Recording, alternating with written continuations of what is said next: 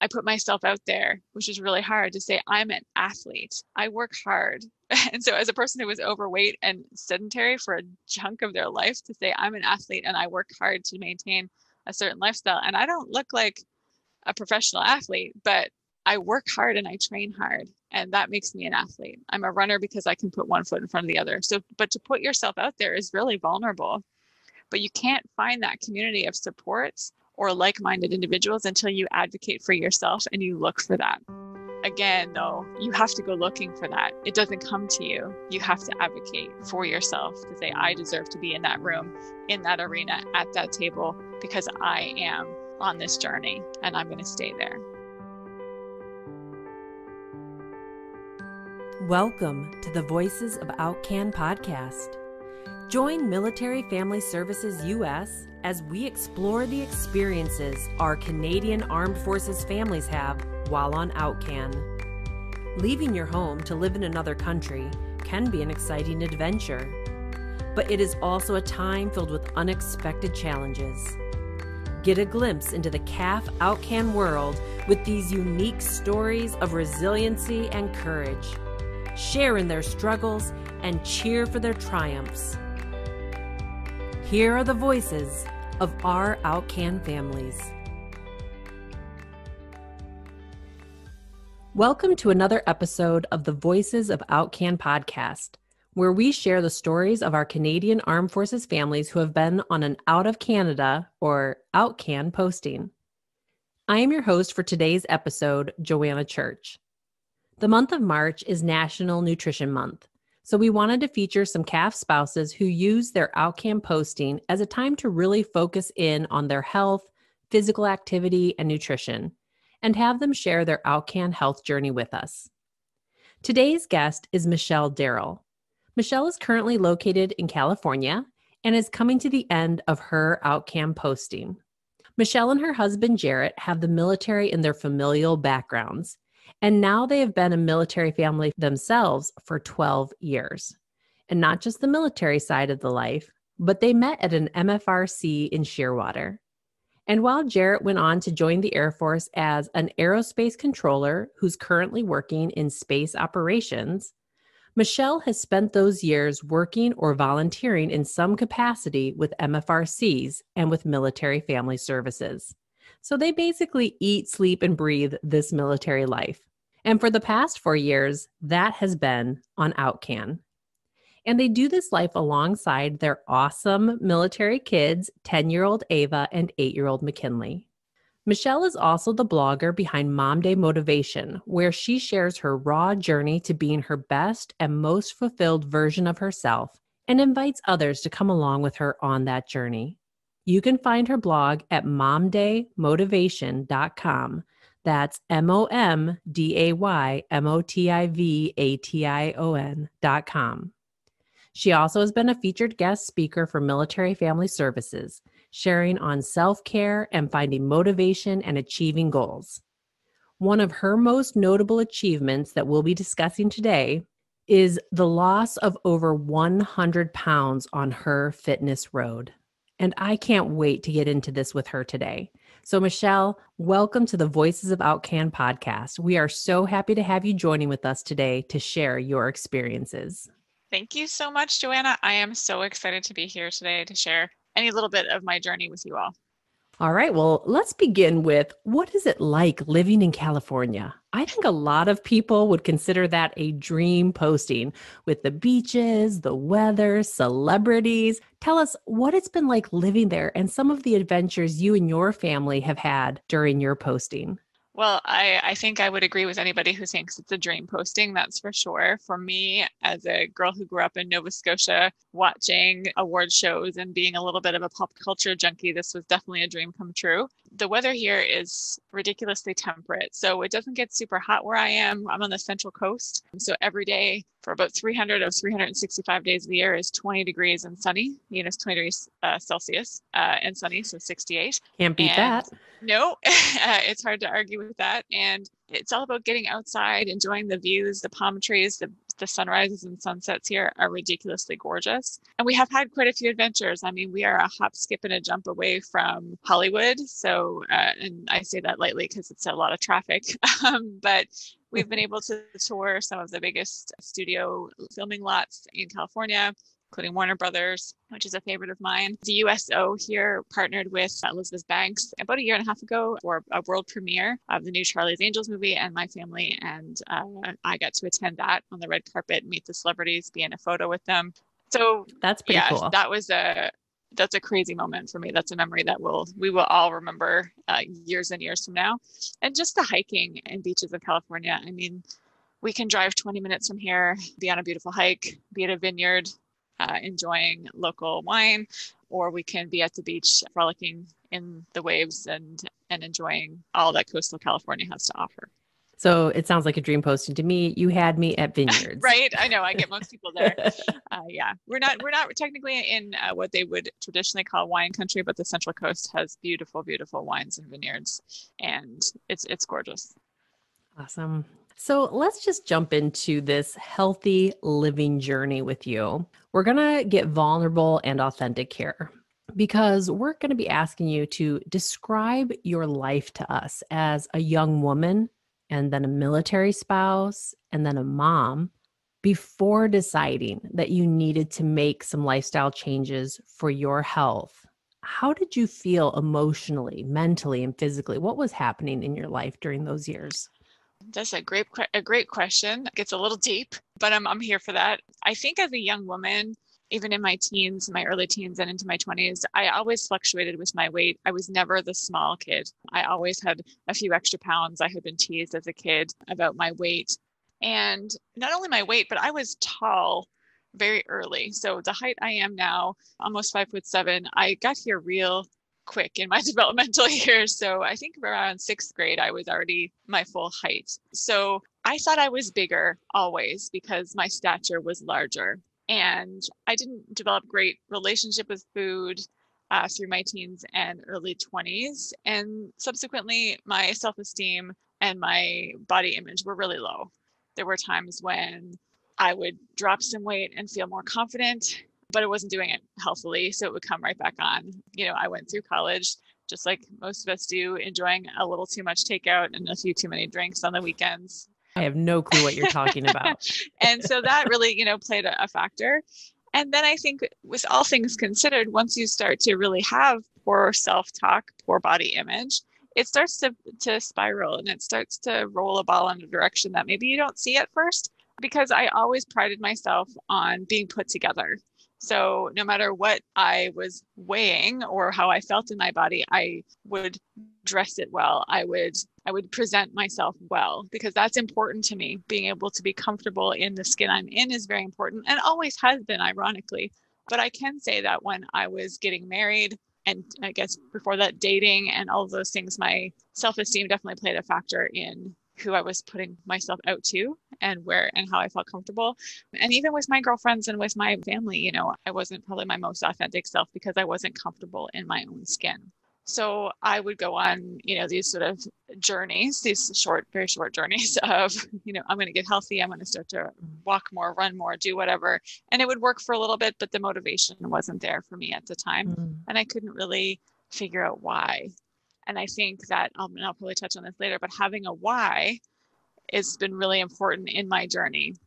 So when I was getting married, I lost about 50 pounds and was feeling really good in my own skin. But fairly still relatively new relationship, honeymoon phase. We were traveling, going out to eat more, that kind of thing. So I just never got a handle on my body image or my weight fully.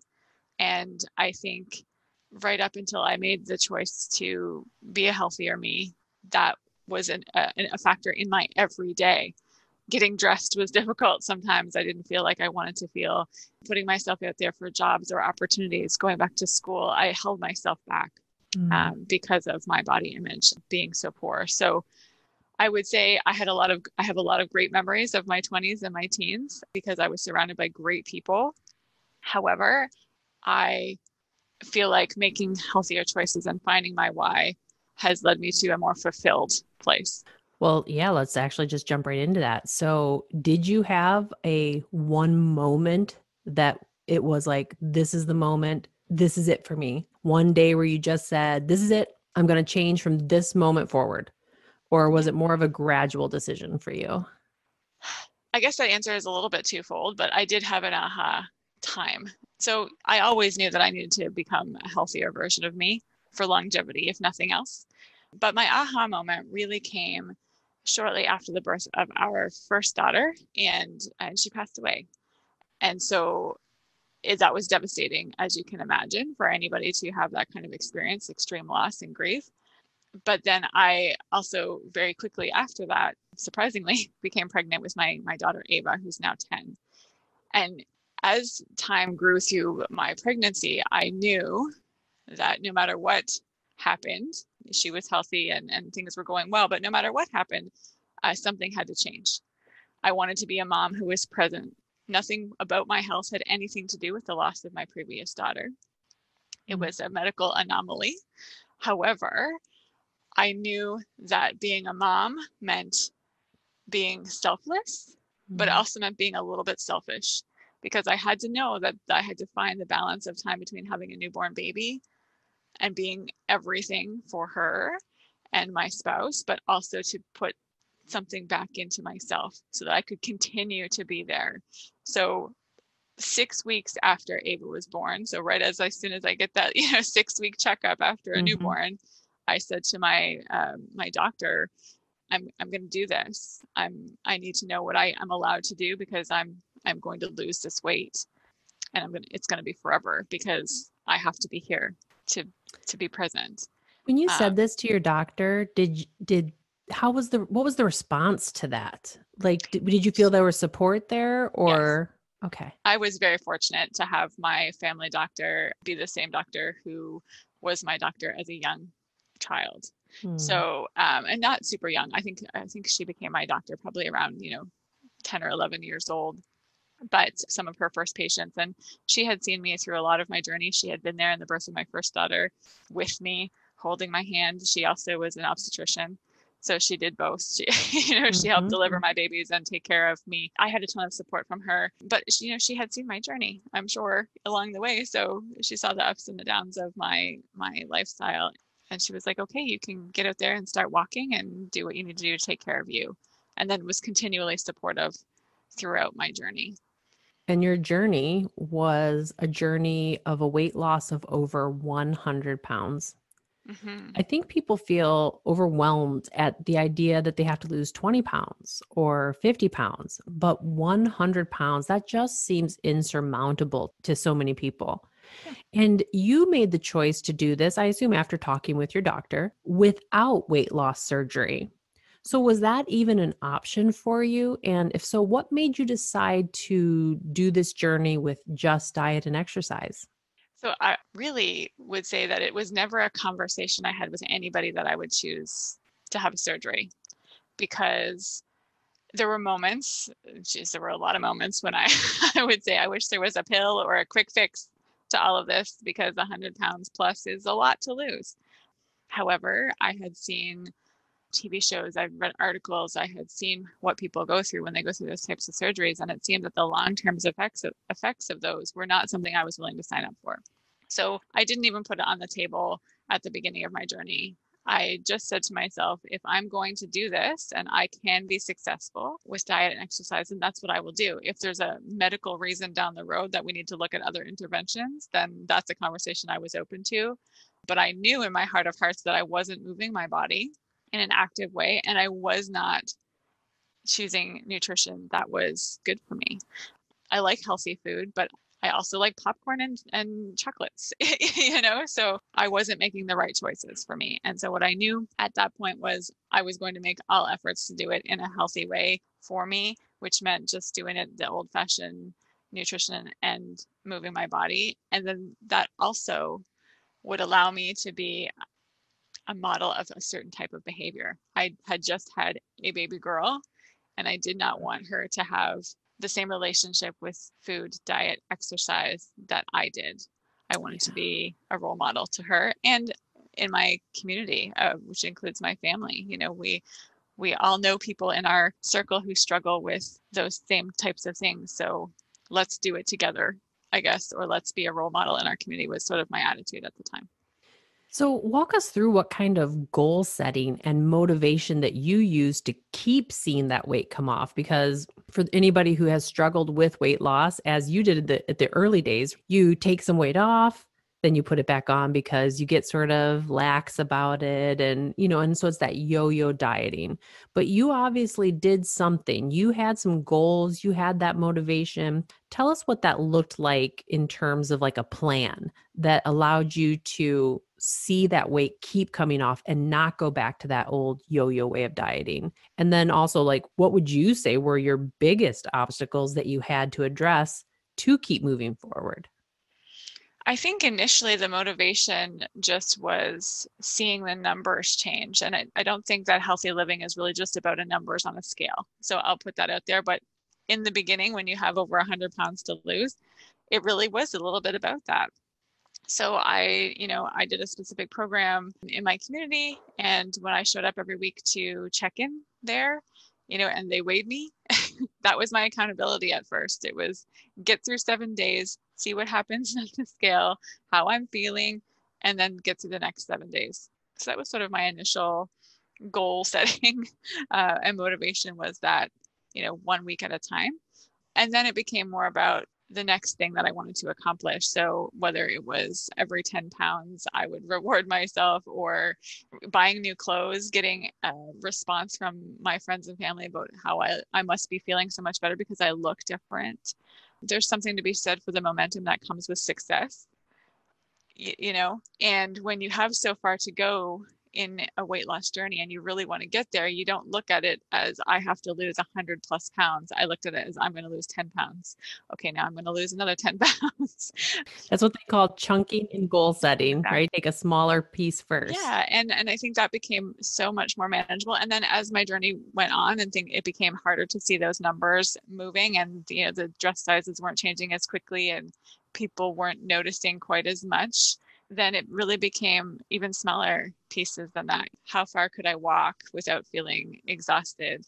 I became a runner as I was trying to lose the last 15 pounds because I needed something more to add to my repertoire of things that I was doing. So some of the challenges, though, I mean, I'm a military spouse. You mentioned that up front, and that was a bonus at the beginning because about a year and a half a little over a year into my lifestyle change, I became pregnant with my second daughter, McKinley.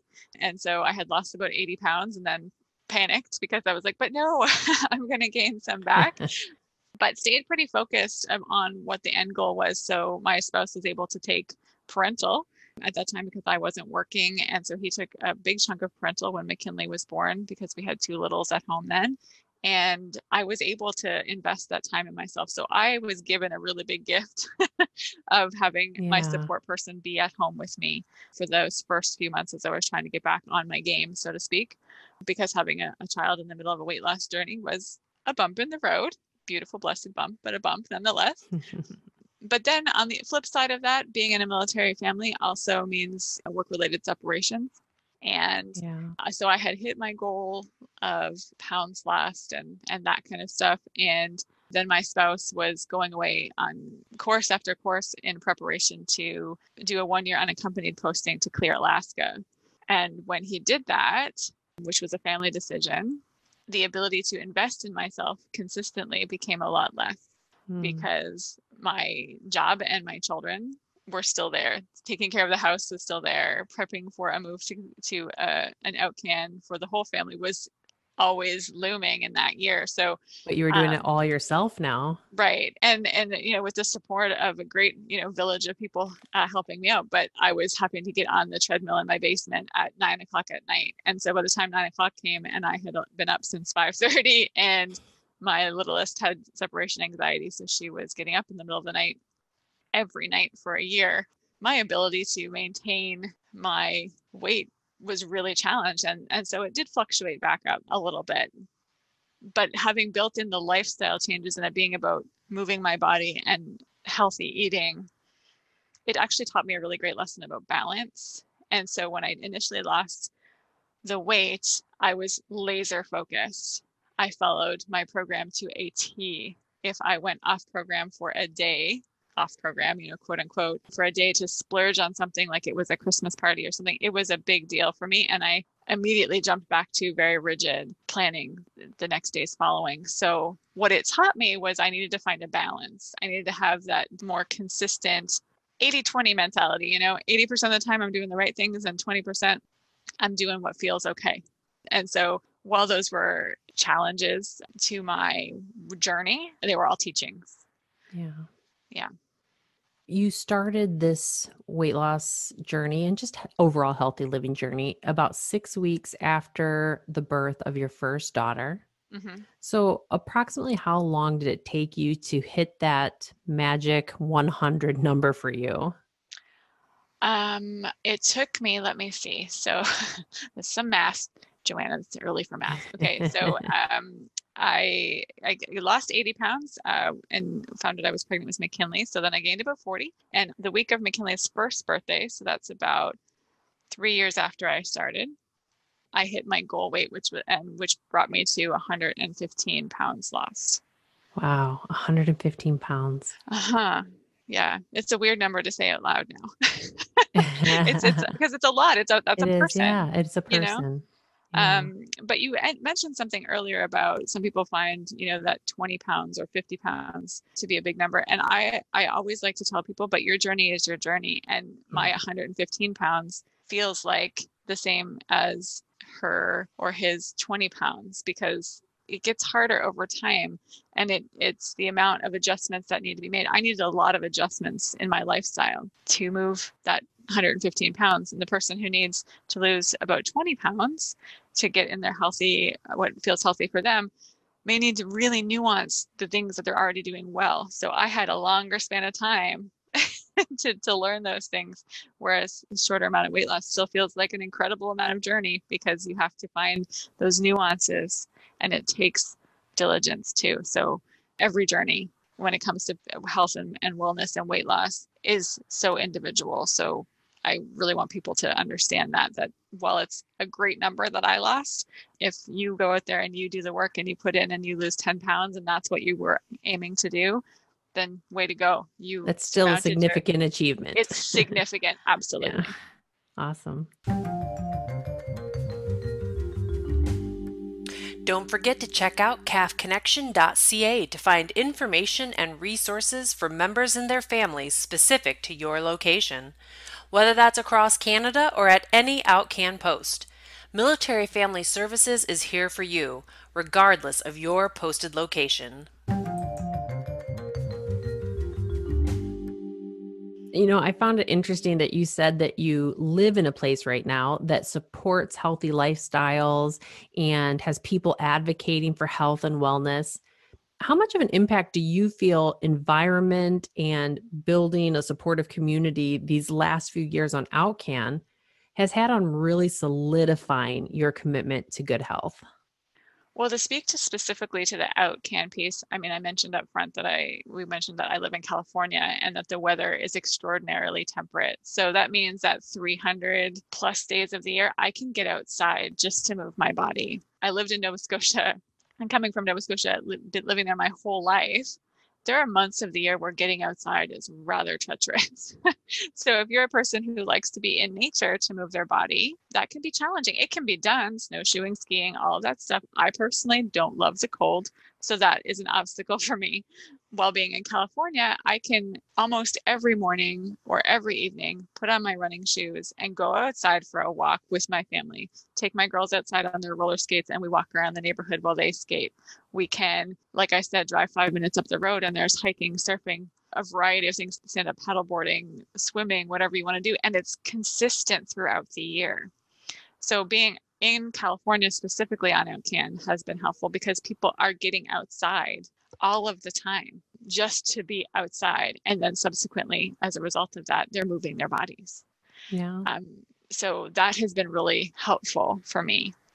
It also helps your mental health. When the weather is good, people are more cheerful, in my opinion, and in my experience. So when you can be outside more often and get that vitamin D and get your body moving, it just is a building block to having overall better health and wellness. And then in terms of community, I mean, I think you can build a community and a network of people that supports you no matter where you live, but you have to find them and you have to go look for it and you have to be intentional, because there were a lot of people in my life when I was more unhealthy who are still in my life now, but I had to learn where to find my support and where to find not just support of like, yeah, you go girl, you're doing this great thing for you, but who was going to do it alongside of me. So initially that meant the weight loss program that I was doing at the time was a group setting. I found people in that group. I took up running. I did a learn to run program with other people just like me learning to run for the first time or coming back from an injury. And so I built a network of community there. I put myself out there, which is really hard to say, I'm an athlete. I work hard. And so as a person who was overweight and sedentary for a chunk of their life, to say I'm an athlete and I work hard to maintain a certain lifestyle. And I don't look like a professional athlete, but I work hard and I train hard. And that makes me an athlete. I'm a runner because I can put one foot in front of the other. So, but to put yourself out there is really vulnerable. But you can't find that community of supports or like-minded individuals until you advocate for yourself and you look for that. Another community that I've recently become a part of, thank you COVID, I guess, is the Peloton community. I had never ridden a spin bike before in my life, aside from maybe a handful of times at, the local gym. It wasn't my thing. And lockdown hit almost exactly a year ago. Ironically, I am 51 weeks and change of days into my Peloton journey. It tracks it for you. And so when lockdown hit, I needed something. My gym was closed. I couldn't get outside in the way that I thought I could before, especially in those early days of COVID. So a friend of mine suggested that I download this app. And I didn't even have a bike, but there's tons of stuff on there. So I did end up investing in a bike. And it's not about putting the money into a big piece of equipment, but it really was about the community for me that came with it, and being, again, surrounded by like-minded individuals who push me outside my comfort zone, who show me and remind me daily that I'm an athlete and that I do live a healthy lifestyle. And so again, though, you have to go looking for that. It doesn't come to you. You have to advocate for yourself to say, I deserve to be in that room, in that arena, at that table, because I am on this journey and I'm going to stay there. You had mentioned earlier about when you had your second child, your husband was able to stay home on a paternity leave. And now you're talking about building supportive community. Wasn't there an example of your husband when you started to get into the Peloton cycling? Didn't he create a little space for you for your gear? He did actually, yeah. So my husband is not handy, bless him. He's a techie guy. He's a hands-on dad, but he's not normally handy. So, when we decided to invest in the bike, it needed a space. So he literally rearranged our whole office space to accommodate my workspace, one of my children's workspace, and my Peloton. But then he built himself using the blessed YouTube, DIY fairies of gifts that they are, to build a shelf for our shoes and towels and a place that I could put a mantra and some plants, and to make it a space that felt like, although it was in the middle of our home and in our office, it was a little bit of like a sanctuary where I could go in and turn up the volume to whatever crazy pop playlist is going on with my favorite instructor and just get into that moment for the 30 minutes, much like I would if I hopped in the car and went to the gym. And so I was really thankful. He's always been a great supporter of mine, as is my whole family. That's actually why I asked, because Yeah. I feel like, I mean, how important has it been for you over this period of time where this has been a focus for you? How important was it that your spouse supported you? And what was that like? What was happening when you were doing this journey? Where was his support for you, and how did that play into how you were able to continue moving forward? Oh, wow. Well, I wouldn't be here having this conversation if it weren't for Jarrett's support, just because a couple of reasons. One, I need the time and space. Moms, you know what I'm saying? You can't even go to the restroom without somebody asking you for something, even if there are 10 other people in your home. So my spouse made space literally and figuratively for me to do those things.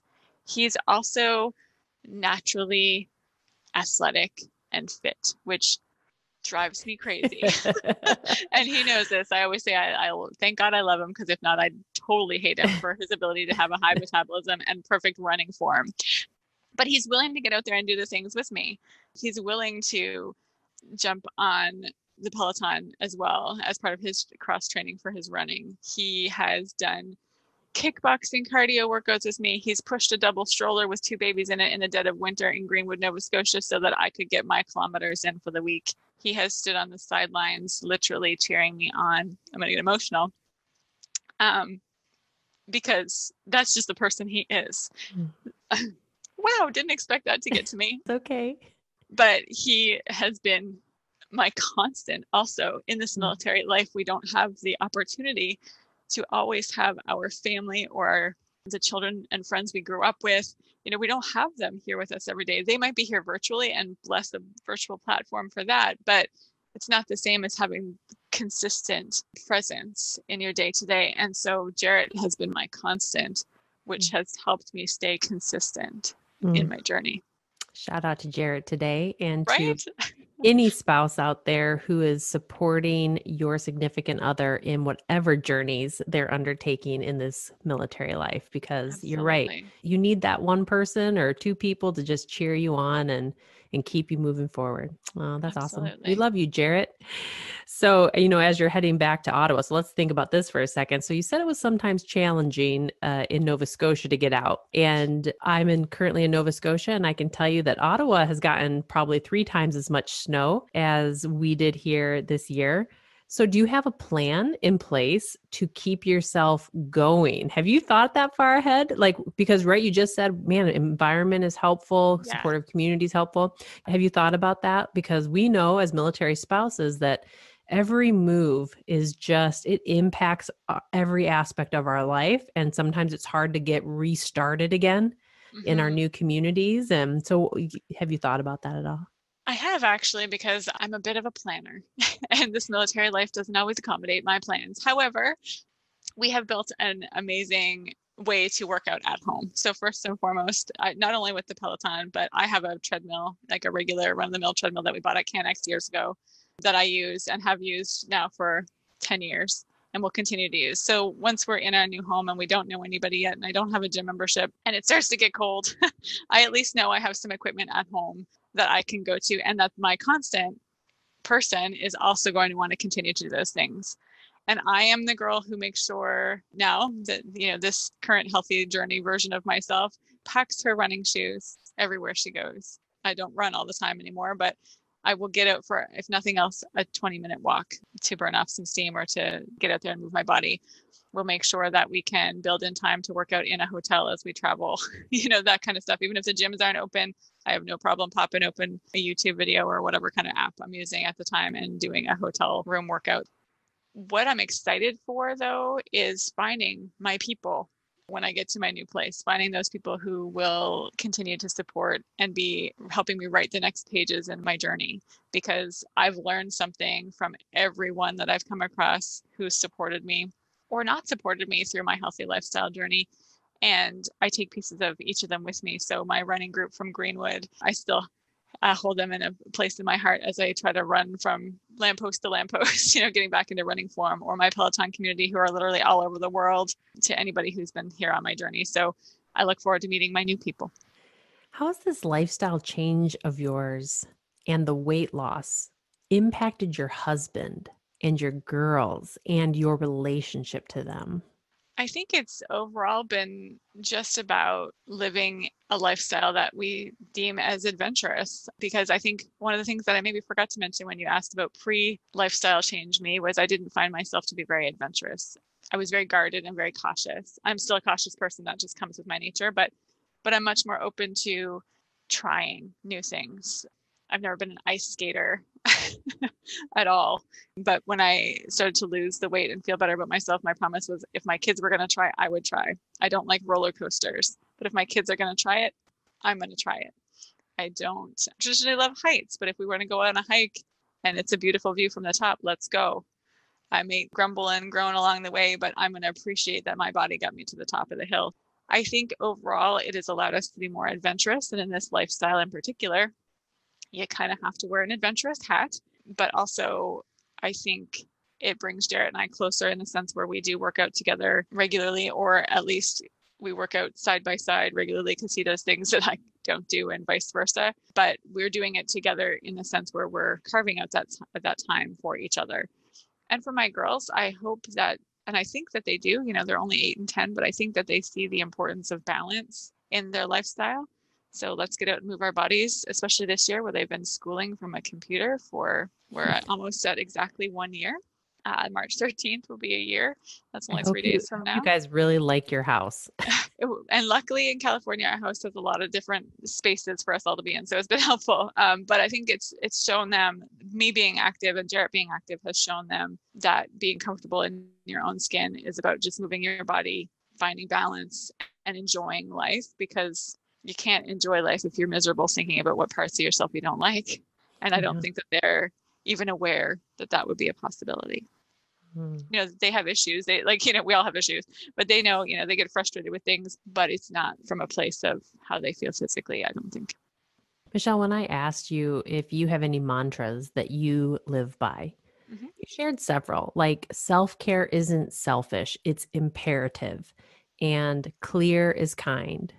But the one that I felt really embodied the story of your healthy living journey was that it's about progress, not perfection. And I think that one statement is so powerful because we live in a world of airbrushed perfection that actually serves as a demotivator to a lot of people, because when they see what is being sold as perfection, they feel like they will never measure up, no matter how much time and effort they put into it. And so they just give up and say, why bother? But I know that you believe that choosing to live a healthy lifestyle is more than just diet and exercise. It's more than just achieving some false standard of perfection, and that it's really about living what you call a well-rounded life. So tell us what that means to you. Yeah, so progress, not perfection is something that is really a true mantra for me, because I still have to remind myself about that. I am not lost. It's not lost on me that when you go on Instagram or Facebook and you're watching people, even in the health and wellness industry, look a certain way, act a certain way, do things a certain way, that we can all get pulled into that wanting to be perfect. And the other thing that happened to me was that I did try to do it perfectly. I did follow a program and followed it to the letter of the law, and then saw that immediately when I couldn't have the same modicum of control, I started to put weight back on. I started to feel uncomfortable again. And so what it really is for me, what it has meant, is to get up every single day with the intention that I'm going to do my best, and not be at my best every day, because that's exhausting, but to do the best that I can. And so being prepared. If my fridge is full of foods that are nourishing, I will eat them. If my pantry is full of processed garbage, I will eat it. Is there a bit of both in my house? Yes. If we did a food tour right now, you'd be like, wow, there's a Twinkie, but also there's a big bag of kale. And so I think it's really just about getting up every day, preparing yourself every day with the intention that you're going to make the best choices that you can. And not just with diet and exercise, but with being the person that you are, living into your values, showing up for yourself as yourself. And it's hard. The progress, not perfection, is an easy way to say this is hard. Yeah. This is a lifestyle. This is forever. And that's something that I didn't know. And that sounds ridiculous, but it's something I didn't know when I started this journey, that it would be forever. It was like I thought, even by doing it the all natural way of moving my body, getting good nutrition, I think I had this misunderstanding, this mythical lie that I told myself, that I would be cured of something. And you're not cured of anything, because you're human. And I don't want to be cured of being human. Did you feel like that you thought at the time that if you reached your weight loss goal, that was sort of the be all and end all? I think so. Yeah, I think that it felt like it meant a lot more than it really did. And what it did was it allowed me to be more comfortable in my own skin, but that also highlighted other areas in my life in which I needed to find balance. Because yes, I gained self-confidence. Yes, I gained more adventurous spirit. Yes, I gained and maintained motivation. But I had spent years and years talking to myself negatively. And that doesn't go away overnight. Just like That's so walking true. down the aisles of, your local grocery store, or, in my case right now, which I'm relishing, my local Target, the candy is still there in the aisle, but you have to choose which ones you pick up and when you walk by the aisle, and ignore it. It's the same with choosing how you treat yourself and speak to yourself every day. So my progress, not perfection, has been this evolution of thought for me, mind, body, and soul, really, because how I treat my body when I'm ingesting things isn't just about what I'm putting in terms of water and food. It's about how I'm talking to myself, the people that I surround myself with, how I live into my own values. And I'm not perfect. I will never be perfect. There's no such thing as perfection, but I have to remind myself of that every day. And I think we all do. Oh, yeah. So, healthy journey, you Mm-hmm. call it a well-rounded life. And so, Mm-hmm. part of that is moving your body. That's the physical. Part of it is your nutrition and what you're feeding yourself. If you were to choose one other thing that's not it's not the moving your body, it's not the eating, but one other thing that has been probably the most instrumental, it could be philosophical, it could be emotional. What one other thing have you incorporated into your daily life that has helped keep you moving in this weight loss journey and healthy living journey? That's a tough one, but I think it's a compound answer. It's two parts that makes one part. It's about knowing who I am and my values and taking care of myself, and setting myself up for success. And those had to come together. They were separate entities at first, but really developing. Those who know me and have heard me speak or read my blog know that I'm a huge cheerleader and advocate for self-care. And I'm not talking just spa days and bonbons. I'm talking about boundary setting. I'm talking about values evaluation. I'm talking about building community that comes to you with not just the gifts of their presence, but also helps feed into the lifestyle that you're creating. And I think that for me, one of the hardest parts of this journey, as I learned more about who I was, is maintaining that self-care and maintaining those values-based boundaries and goals. Because the minute I start to lose that and fall back into old habits, I start to lose everything else, right? Old habits die hard. And so, as a person who was less confident, less sure of herself, and less living into her authenticity, I would allow others to lead the charge, even if it wasn't what sat well with me, even if it meant tapping out all of my internal resources and exhausting me emotionally or physically. Guarding that, safeguarding that, has been sort of that third piece of the triad of developing a well-rounded lifestyle for me. Is healthy diet, so it means healthy body, literally moving my body, and then healthy mind and spirit. So I think that's what I would say about that. I feel like we could have a whole hour discussion just on boundaries. Oh, at least an hour. Boundaries for healthy living. Yes. Yeah. Well, I asked you earlier for you to describe your experience, your feelings, your behaviors before beginning your healthy lifestyle journey. I wonder, Michelle, if you could describe to us the woman, the military spouse, and the mother you are today.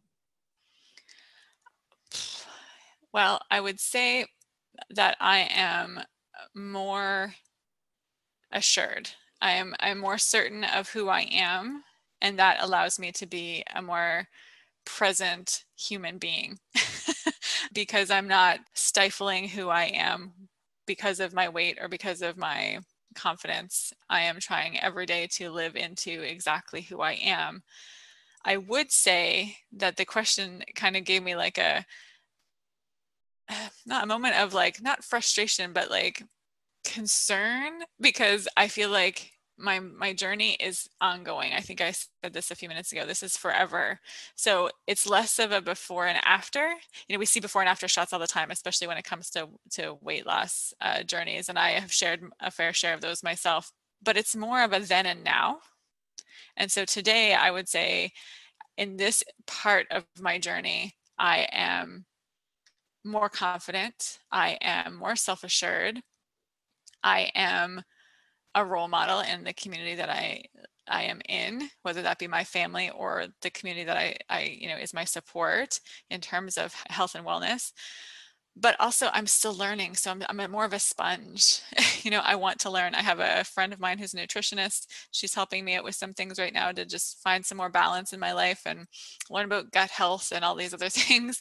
And so it's always about learning and openness to know that I am still evolving. So who I was at 13 isn't who I was at 25, isn't who I am at 42, won't be who I am at 43. Because between 42 years old and 43 years old, I'm going to move back to my home country, to a new city with all other challenges in my journey plunked in my way to make sure that I continue to stay challenged. And so I think the woman I am today has grown a lot, but is so open to new adventures and to learning that much more to keep me going. And if you could go back to your 16-year-old self, what would you say to her? I think I'd say stop playing it small. Mm-hmm. Stop hiding away. Doesn't matter what body you have. It matters who you are. And I'm a great storyteller. I think because of my history, I am a extroverted introvert, but I don't know that necessarily my DNA says that I'm an introvert, but I've been taught over time to be an introvert and now have come back around at it to become an extroverted introvert. But I would say stop playing it small. Be who you are. Don't be afraid of that, because that's your superpower. People always joke with me, I'm a crier by nature. I'm an emotionally driven person. And for years and years, I thought that was such a negative. And not because anybody was specifically saying, don't cry, that's terrible. But just over time, you learn that people don't feel comfortable, they don't react well. And so you try to take it on yourself to say, oh, I shouldn't do that. And one of the things that I learned along this journey and through my young adulthood was that that's kind of my superpower. I feel things and I feel them deeply. So when it comes to advocacy for self-care and health and wellness, I feel that deeply, and I would help anybody or try to help them engage with that part of themselves, because playing it small gets you nowhere, but playing who you are, being who you are, gets you everywhere you want to go. Well, as we wrap it up today, as you head back to Canada, what healthy living advice do you have for CAF members and their families who are just beginning their OUTCAN posting? I would say embrace it. Embrace the adventure that's going to come when you're in a new country, when you're in a new place, and find the things that bring you joy. Because I would never have said, even living in Nova Scotia, where we have beautiful outdoor opportunities, that I was a hiker. It wasn't really my thing, so to speak. I like being outdoors, but not as much as I did here. And then I've learned to love it. And yes, it'll be different in new places, but I think it's just compounded onto the other things that I enjoy doing. So find something you love about where you're going and embrace it, even in the times that are difficult, because it's not all sunshine and roses and palm trees. I promise, even here in California, there are days that are challenging and aspects of being OUTCAN that are very challenging. But in those challenging moments, it's more imperative that you have something you love to do, especially together as a family, that you can embrace the experience and get outside or get out in your environment and do, but just embrace the adventure. Michelle, thank you. Thanks for sharing your authentic and vulnerable journey with us. We are proud to share your absolutely motivated and motivating voice of OUTCAN. Thank you. Thank you for listening to the Voices of OUTCAN podcast. If you enjoyed the episode, please subscribe to hear when new episodes are released, and share with other military families and their supporters. Check out our Voices of OUTCAN podcast information and all of the other resources and supports offered by MFSUS on our CAF Connection web pages at cafconnection.ca/United States. To all of our Canadian military members and your families, we thank you for your service.